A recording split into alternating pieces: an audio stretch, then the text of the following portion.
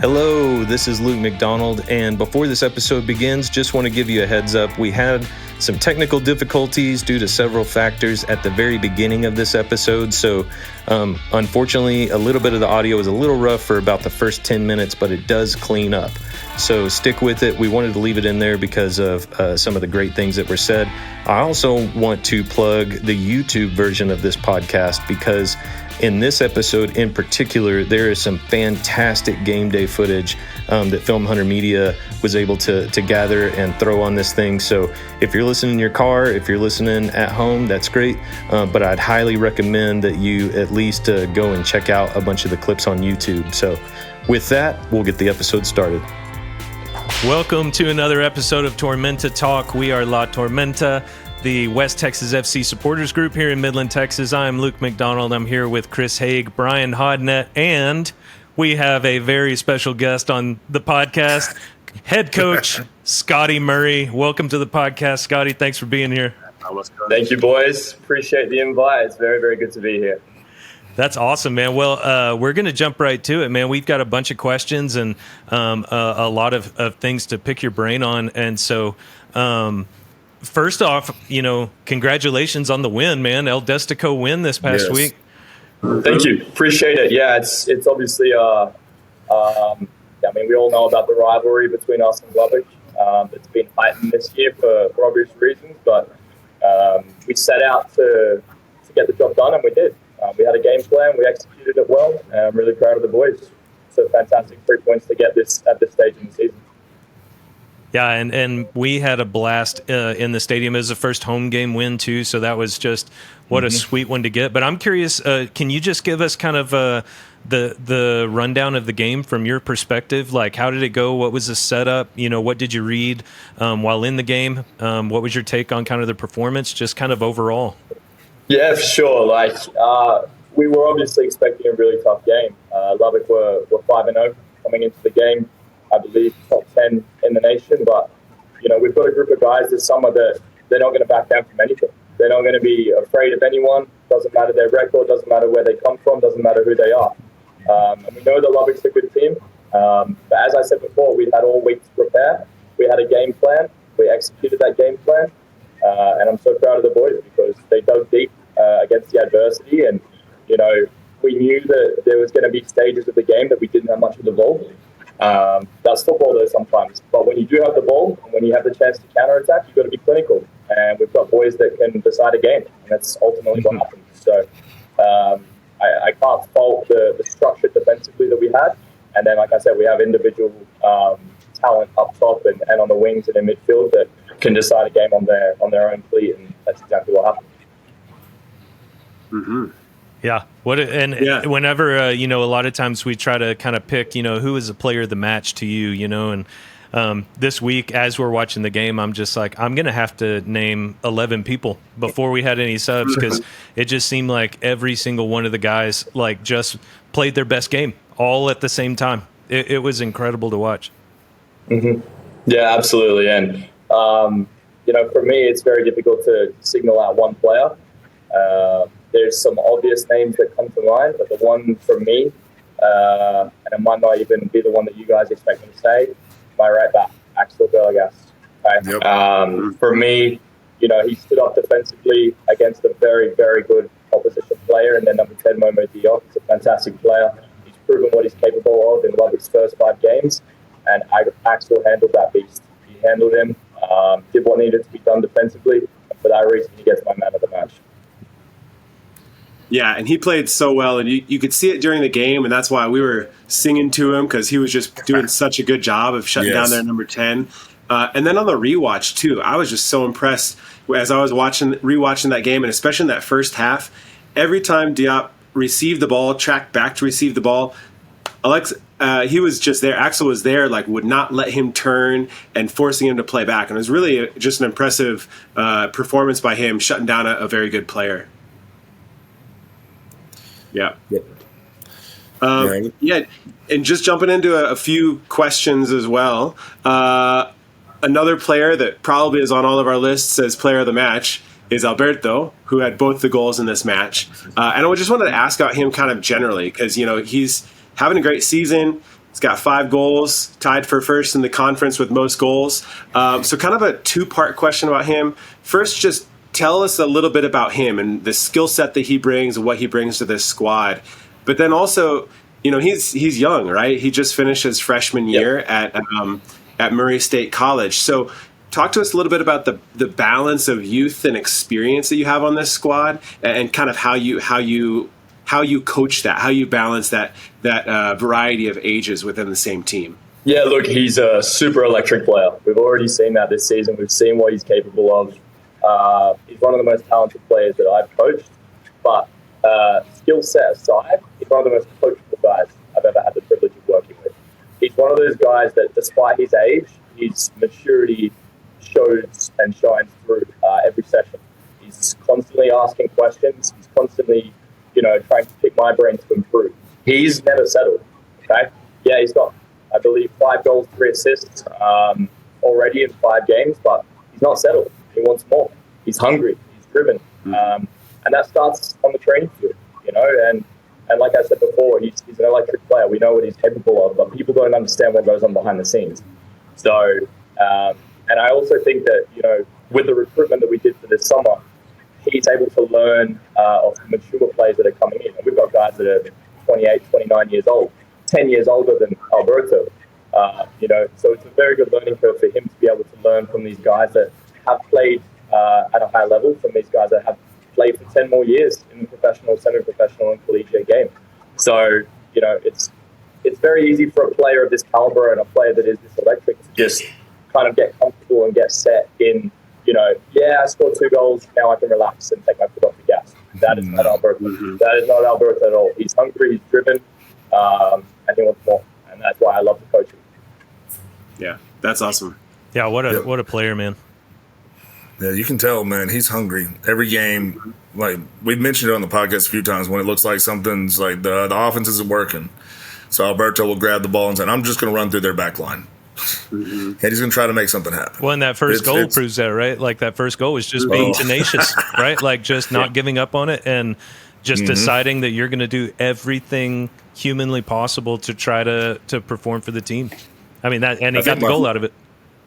Yeah. I think my favorite moment there was seeing how frustrated Lubbock got at that moment. Like just the keeper, just like, what? Just the back line. Everybody's angry because, you can't stop a man with a willpower like that. He went through and he got what he wanted.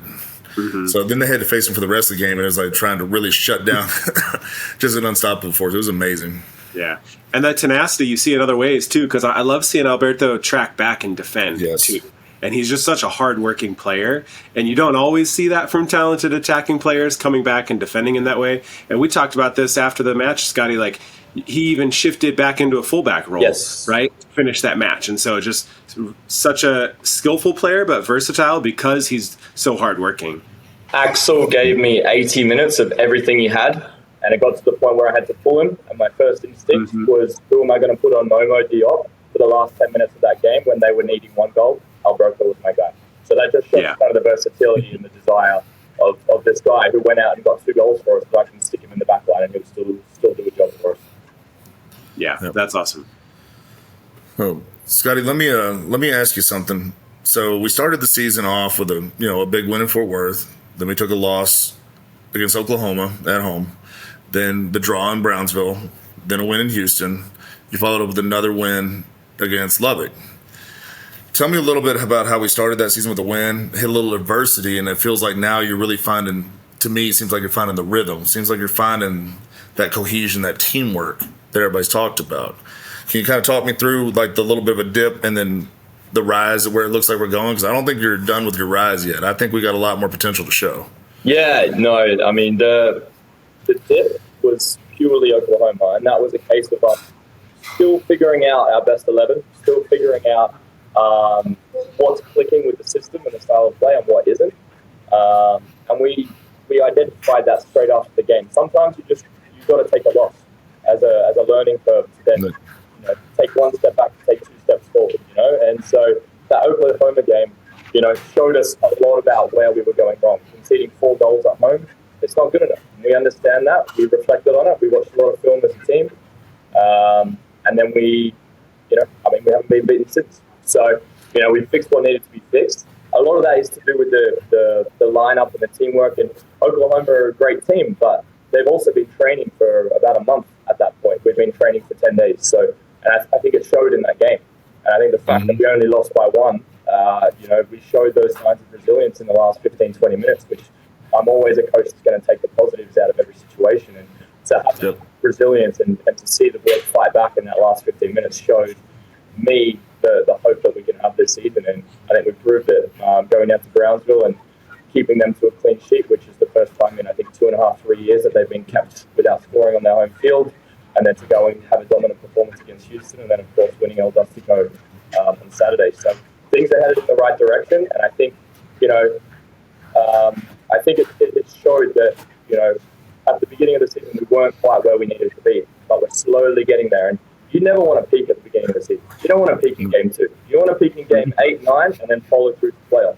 And as you said before, we're on that high rise, but I still think we've got a long way to climb before we get to the peak. So, and it really excites me as a coach. Yeah. Yeah, it's an exciting thing to see right now, man. Because y'all are getting hot at the right time. Face your battles, get on. Because we're halfway now. Nothing but blue skies ahead of us. We can go and take this whole division over, and then go much further on there. So I'm really excited to see what y'all guys put on the pitch Saturday and going after that. Yep. Yeah, and we've talked about, Scotty, just like it felt like, even the games where we struggled a little bit or couldn't figure it out, it didn't seem like it wasn't from lack of quality. It was just kind of lack of familiarity, like you were talking about. It's all so new, so fresh. You're learning one another. And it seemed like a perfect storm that it all kind of clicked, it seemed, in the match against our biggest rivals in Lubbock. So what did winning that particular game, El Dustico at home, was that just kind of just extra special outside of the performance that you saw on the pitch? Yeah, we know the scale of the game. We know the scale of the rivalry. But what I said to the boys in the locker room before the game was, it's another game. Lubbock are just the next team in the way. What do we do to a team that's in the way? We know they're a great team. They've got fantastic players. As I said before, we had a game plan and we executed that. And, I just wanted to treat it like any other game because I like to see things at one game at a time. We have Arkansas this week. We have Oklahoma next week. Fans, supporters, families are already beginning to talk about how big that Oklahoma game is. No, we got to get past a really strong Arkansas Wolves team this Saturday. And Lubbock was the same mindset is, yes, we know the scale. We understand the importance of this rivalry. And, of course, we want the El Dustico trophy to stay in Midland forever, if at all possible. But at the end of the day, it was just the next team that was in the way. And the boys really kind of followed that mindset. And, the culture showed, and we got the job done. You guys saw the passion after the game. The boys were thrilled and, ecstatic about the win. But, it was just another game. Yeah. And I'd like to point out, too, Scotty, by my count, of all the El Dusticos that have ever been played, over the last 3 seasons, you have been on the winning side of half of them. Which is quite a stat. It is. It is. Chris, you got another question for Coach? Yeah, so kind of, again, related to this game this past Saturday, one thing I noticed, as we were standing seated right behind the bench, I noticed that probably within the first 10 minutes, I saw you go back to the tactical board and you were moving some magnets around and checking it out and kind of thinking about how the game was being played out. And then I also noticed, it was probably after about half an hour, whenever that first hydration break was, you had all the boys huddled up and you were giving them really clear instructions. And I won't ask you to divulge exactly what you were coaching them on, but I thought maybe, we've seen this in other games too, where you've made some adjustments, shifting players from one side of the field to the other, or kind of those in-game adjustments. I'm just curious if you could speak to what types of things are you looking for in the middle of a game? And then how has this particular squad responded to that in-game, in-the-moment type of coaching and adjustment? Yeah, so I'm looking at adversity. I'm looking at moments of the game that aren't going our way, okay? That is essentially, I'd say, 80% of what a coach does and what they should be doing is being able to make those adjustments in the moment when your team is faced with adversity.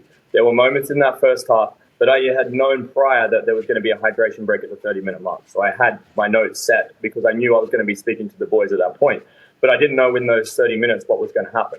So just making sure that I was aware of where we were struggling, if it was something on the defensive transition, if it was something on set pieces, whatever it was, just ensuring that I'm, in the right frame of mind to continue hyping my boys up. I'm always encouraging them, always being positive, always driving them to be better and to believe in themselves, particularly when things aren't going their way. So, whether it's the 30-minute hydration break, it's the halftime, it's the pre-game, it's the hydration break in the second half, I'm always trying to fix little issues, fix little problems. And sometimes you can't fix all of it. Obviously, we let a goal in, with 15 minutes to go against Lubbock. And, that's right. Football. It happens sometimes. But always just trying to tweak the little things where we're potentially showing signs of vulnerability on the field. It's my job, it's my coaching staff's job to try and fix that, to try and amend it whenever possible. Yeah. Yeah, awesome. Yeah, and it does seem like second halves have been really we've been able to make those adjustments pretty well. I noticed in all the games, it just seems like second half looks markedly different. Whether the first half was good or not, it always goes up a notch, which I think is a real credit to you and the coaching staff and to the boys too, to be able to kind of adjust and make those changes on the fly. Mm-hmm. Yeah. Definitely. And I pride myself on being a second half team, 1,000%. Games are won and lost in the second half. First half, you could be down 4-0. You guys saw against Columbus last year, we're down 3-0 at the half. It's not game over. It's not game over. And so, I'd rather be a second half team to a first. And, credit to the boys. Credit to the boys. Sometimes, particularly when you're faced with that adversity, particularly when you're losing or things aren't going your way, you might not be getting the decisions from the referee. To be able to kind of push that to the side and step up and get that drive and determination to get goals back or to extend your lead, whatever it is. It's a real credit to the boys. I just give them directions. I guide as best I can, but all credit is for the boys for their reaction. Yeah. And thinking about this past game as well, like you said, that those last 15, 20 minutes, obviously Lubbock got that one goal. And late in the game, as subs have been made, sometimes things can shift and momentum can change a little bit. One more player just to point out, man, Keegan had a heck of a game between the sticks. He did so well, and especially late in the game, just fearless coming out and getting the ball, and then had a couple of really great saves to make sure that we maintain the lead. So I thought he did really well also. Yeah, no, he's a superstar. He is. He's a bit bruised and battered today. I bet. It's going to be a few lasting effects the next day or two, but he's a superstar. He's strong. He's good in the air. He commands his box, and he has this kind of calmness about him. The players trust him. The defenders trust him. We have no fear when we have to go back and play to his feet. And he's a big game player. He proved it at college. You guys went through his accolades when we first signed him. He got those accolades for a reason, and he's starting to show it this summer. Yeah, you could even say he's the one who assisted that first goal. That starts with Keegan and a good placed header, but sure. it was him on the front foot, ready to make things happen, going direct straight up the pitch, and Alberto had to do some work, but it certainly started with the mighty Australian at the back. Yeah, and it comes down to decision making. As a goalkeeper, you got to know when to play short, and you got to know when to bite the bullet and just go long. And his decision to go long in that moment, in that play, ultimately turned into a goal. And that shows a really high level of IQ from our goalkeeper. So credit where it's due. Absolutely. Yeah, Brian, you got another question for Coach? I do. Sorry, I'm kind of muting in and out. My dogs are going a little crazy with the storm. No, it's okay. I think it helps actually with the overall noise. There is a storm. You can see lightning, I think, outside. Oh yeah, I'm staring at the lightning out my window as well right now. Yeah, it's quite interesting. All right, Scotty. So we've had the guys here for what is it, 5 weeks now, something like that. So from the moment they arrived to where we're at now, do you have anybody you can point at and said this guy has been the most improved player since they've arrived? Can I just shout out the collective unit that we have here? The summer league is so, it chops and changes. You guys saw last summer we lost a lot of players throughout the year. We did this 5 we've in, we've basically lost no one. We've lost one, maybe two guys. So we've got a squad of 30 still together here midway through June, which I think is a testament to the club, the community, what we're trying to build, the culture. Everyone's bought into what we're trying to do. So, I'll answer your question, Brian, but like as a whole, as a club, I'm just so proud to be able to coach these guys because they've all bought in and they're sticking it out and they want to see where we can get by the end of the summer. But if I could signal out one player in regards to improvement, it's tough, but I have to identify the defense first and foremost. So if I'm going to kind of signal out one player, Justin Majewski, he has come in leaps and strides. And, I knew he was a quality player coming in. But 4 or 5 games in, it's got to the point where he is week in, week out, the first name on that starting 11 in that defense. Okay. He's the most reliable guy. He's not necessarily the loudest. He's not necessarily the strongest or the tallest for a center back, but he's the most reliable guy. And the entire team just has a lot more ease when he's playing. He gets his head down, works his ass off every day at practice. He's showing up. He's doing everything he needs to improve, to help himself, but also to help the team. And as I said, he's the first name on the team sheet pretty much every week. One of those kind of silent heroes, You see Alberto get the goals and the assists every week. But without Justin solidifying things in that back line, it's not possible. So if I'm going to shout out one guy, it would be Justin. Yeah. Well, we talked about it early on about the defense improving and things like that. And, man, you put – I don't know what you did, what you talked about, what your pep talk was, what your halftime moments were, but the defense has rapidly improved. It's been very nice to watch. I mean, again, having guys play front to back, the back line's getting better, getting stronger, communicating better. It's been a great thing to see. So, I mean, the goals are cool, but stopping them from scoring, it's been almost an art form. Yeah, and that's more important to me, is keeping the goals out. And, that Oklahoma game was a full wake-up to me. So then for us to transition on a 10-hour road trip to Brownsville, go down there and hold them to a clean sheet, and then we went up to Houston, and we held Houston until the last 10 minutes, where I think a bit of fatigue from that trip kind of set in, which is why we leaked the goal late there. And then again, Lubbock, we held them 75, 80 minutes. So, we're going, 3 quarters, even more of a game without conceding against anyone, against Lubbock, against Brownsville, against all these top teams. The defense is holding strong. So it's just about kind of improving, I guess, the mentality to shift to that last 10, 15 minutes to ensure that, I don't want to stop at 75 minutes.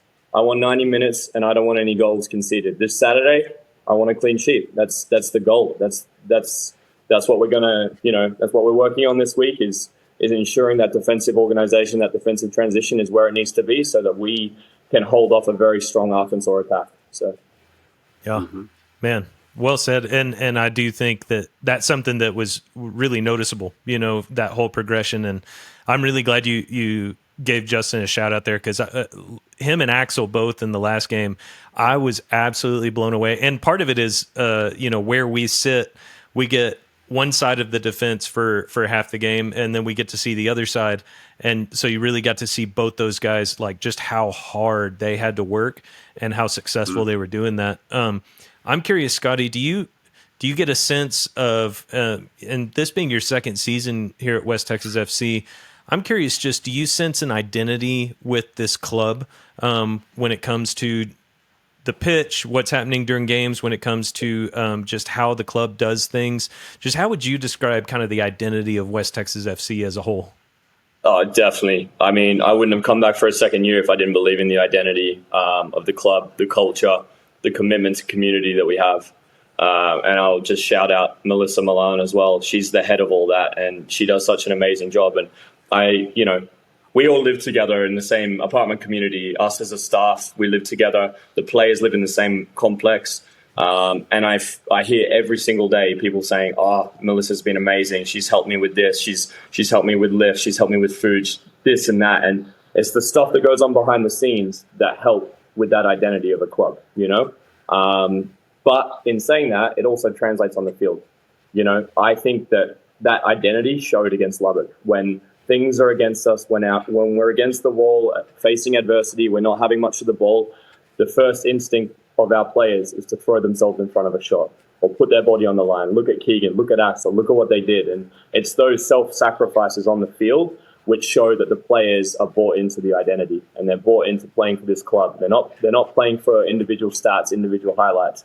They're playing for this club, and they're playing to put this club to where it should be each and every year, and that's challenging for a trophy. So that's what I'm really proud of, to be the coach this year, because all the boys seem to have bought into that culture and that mindset, into the identity. Gosh, that's exciting, man. That gets me fired up. And that's such a good, we've worked closely with Melissa and known her, since the first season. And I would completely echo that, the work rate and effort that we see on the pitch from all of these guys, she doesn't make the highlight reel, but she's working just as hard. And so another worthy shout out. How about you, Chris? Yeah, so I have another question that related to identity. So this is good to transition to, because I wanted to ask about some of the nationalities that are represented on the squad. But first, what I forgot to say at the outset of this is, you can see from my background, I like to collect scarves. And Scotty, you'll appreciate that I have a Socceroos scarf. Yeah. Incredible. I'm sure you saw the result today. We officially qualified for the 2026 World Cup. Congrats on qualification, which is fantastic. So well done to the Socceroos, which is awesome. And then like we're saying with the identity of this team, this year, as players were announced and we were putting together this spreadsheet with who all the players are. As I saw more and more nationalities represented, it's so cool, right? And I think now there's well over 15 countries on this 30-man roster. So it's just really impressive. And I'm just curious, from your perspective, what does that do for the team identity and cohesion, and how does that squad come together? And for this particular team, how have they gelled as you have these players from all these different backgrounds coming together? Yeah, that's a really good question. And it took some time. As we saw in the Oklahoma game, it wasn't quite there, the cohesion. My recruitment was done in a very certain way. And I think I spoke to you guys about this earlier. But, I recruited so that every single player that's coming in here, regardless of their nationality, regardless of their college or their experience, they know at least one other player. So there is not a single player that came in this summer to West Texas FC that was coming in solo and coming in blind. So I think that helps. So, for example, it's very difficult sometimes when you've got a language barrier.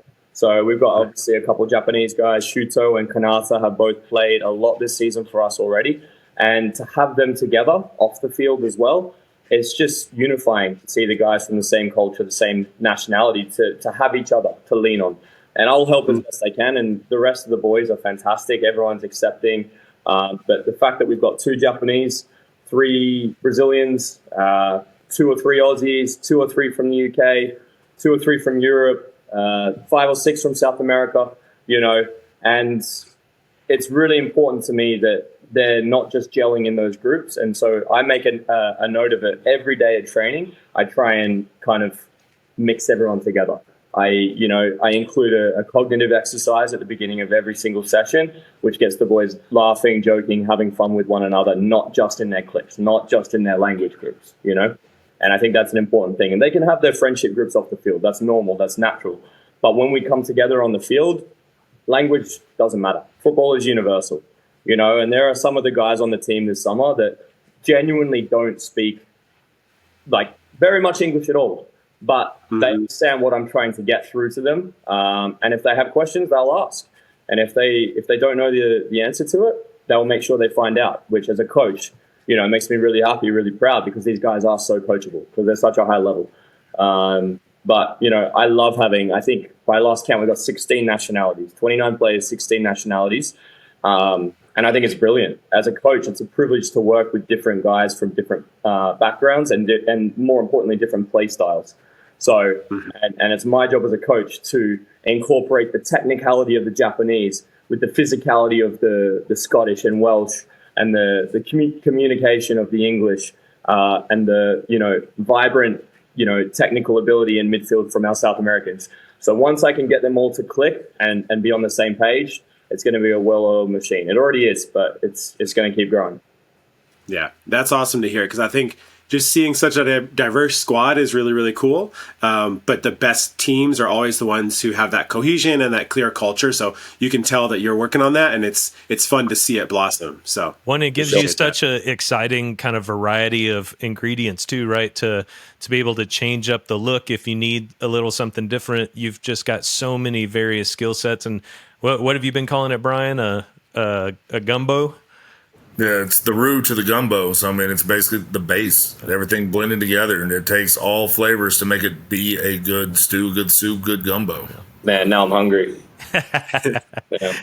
No, you're absolutely right. And that's the thing and the beauty of having such a big squad and still having a big squad and not having many guys leave at all is that there are going to be some games where I need the guys that are more physical. And then some games I need the guys that are more technical.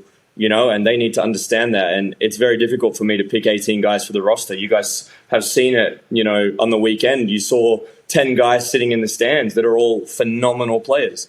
But that's football. That's the way it is. And, the players I specifically recruited this summer, they love that competition. The guys that are not in the 18, they came to me today. So, we had a session this morning, and we've got 4 days before today. We had 4 sessions before Arkansas, and 3 guys came up to me before and after the session and said, "Coach, what can I do? Please tell me what I can improve on." And that's exactly what I want to hear from players. I don't want to hear the negativity and the toxicity behind the scenes saying, "Oh, coach isn't starting me," this and that, and making excuses or having a negative attitude. They're coming to me. They want to learn. They want to improve, and they're asking me, "Hey, I'm not in the 18 now. What can I do to get in that 18?" And that is why they're so coachable. Yeah, that's great to hear. But that's got to be so tough as a coach, because it's got to be a bummer to sit and watch a game like that and not be a part of it. What kind of things do you do to keep that kind of positivity and that outlook? I mean, besides choosing just the caliber of people that you have, right? And we talked about that, but just is that most of it? Is that 90% of the battle, just choosing the type of people who are going to have the right mental attitude? Pretty much, yeah. And attitude is more important than anything for me. The culture is above anything. I don't care how gifted you are, how talented you are, how technical you are. If you're a bad egg and you're showing negativity, I'm not going to play you. It's simple. And every team has players like that, but I'm really lucky, really fortunate that it's very, very few and far between this summer. Like I said, most of the guys have a really professional mentality, professional attitude about everything. And, it is tough to have those conversations, but what I like to do is every week at practice, I will implement competition.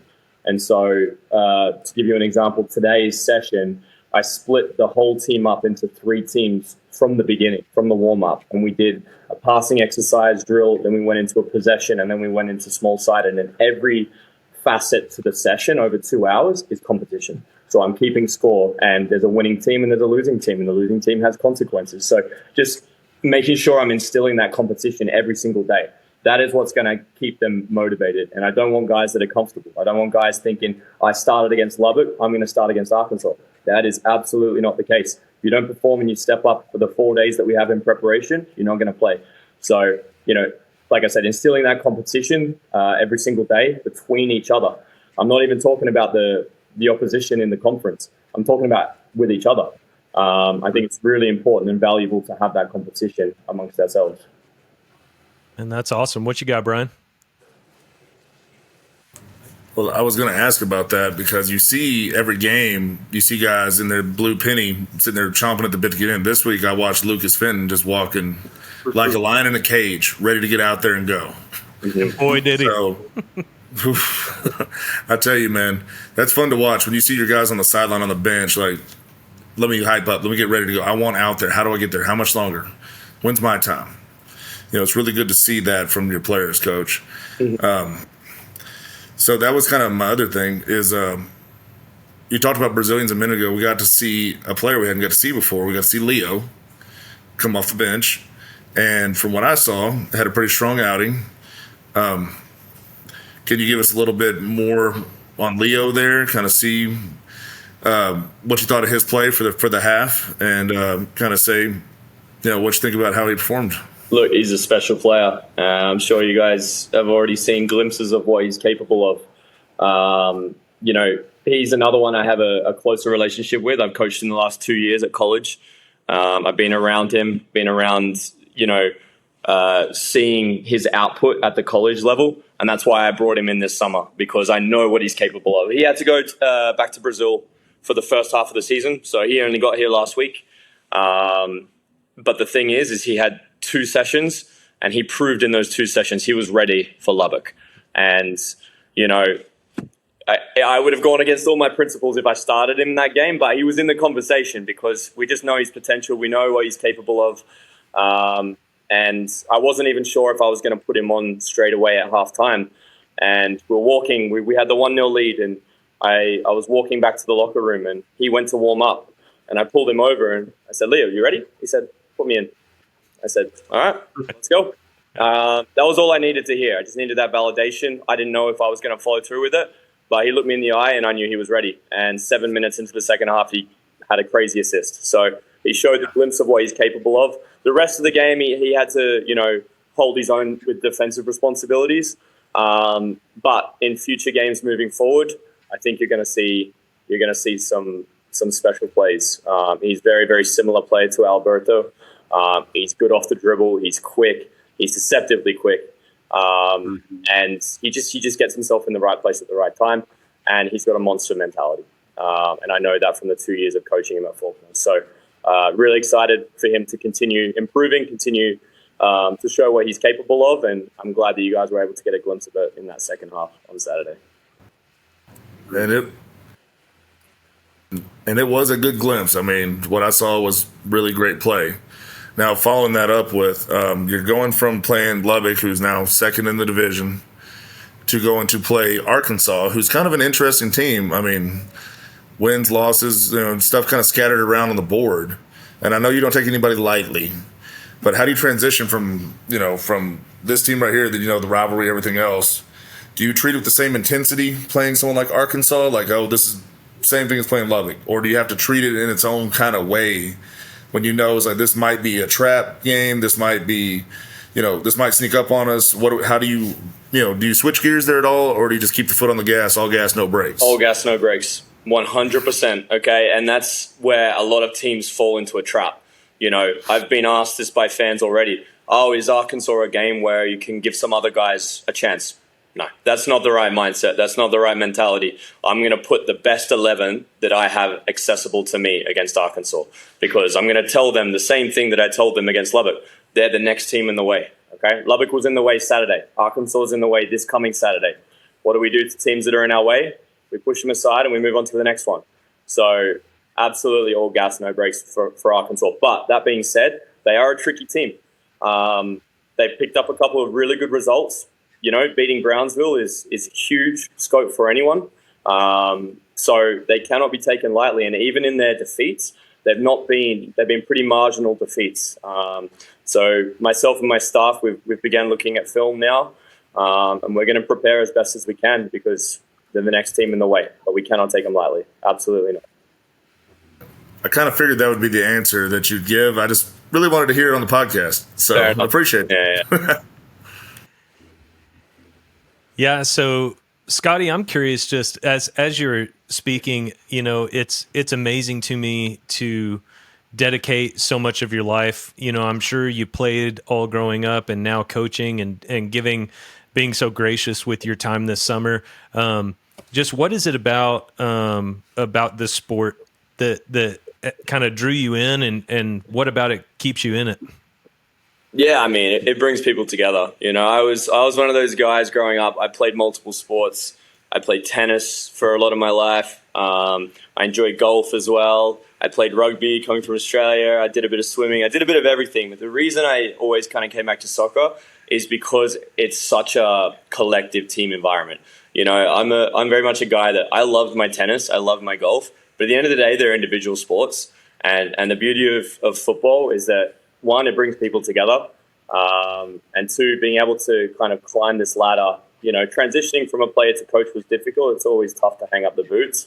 But now being in this role and knowing that I can, positively impact these young men is the most fulfilling job that I could ever be in. And I'm forever grateful for it. And, I've made it a career now. It is my full-time job, not just over the summer. And, I wouldn't have it any other way because, and I said it in my game model, I said it to the boys here, and I'm going to stand by it until I'm no longer in this career, is that I'm more focused on developing the man than the player. It's all good to achieve results on the field. It's all good to win trophies, to win championships, to coach all these unbelievably talented players. But if I'm not helping them off the field, helping them mature, at the end of the day, most of these boys are college age. It's such a crucial time in their lives for developing, not just on the field, but off the field. And so, being able to positively impact those guys, it's the most rewarding thing for me as a coach, as a mentor. And, I got a taste of it last summer as an assistant, but now stepping into the head coach role, it's been, an amazing opportunity for me to, balance the player management side of things while also helping these guys achieve what we know we're capable of achieving on the field. So, no, I love what I do. I wake up every day and it's not a job. It's not a burden for me. And I think, isn't that the dream? Isn't that what we all want to do, and what we all want to aspire to do, is to wake up in the morning and not roll out of bed thinking, I have to go to work, I have to do this and that. And it's never like that for me. No 2 days are the same. Every day I create a training session that's going to help the guys improve. I try and do things off the field, team bonding, and I'm always learning myself. I'm always, actively, watching videos and trying to learn and develop myself as much as I possibly can, because I have made a career out of it, and, I wouldn't have it any other way.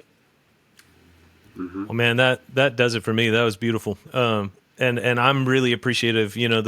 The role looks good on you, and I can't be more proud of the squad that you put together. I can't be more proud of the coaching staff, you included, to be representing my community and giving us such a team that, they'd be my team regardless because of where it's at. But if I could, distill all of the values and the way that a team plays and say, I want this to represent me, I think your team does it, and I'm really proud of it. And I think you've given us all something to hold up, and it's easy to have a lot of pride in this team, and we don't have to make excuses. We just get to indulge in it. And so I just want to say thanks for that. Do you guys have any other questions?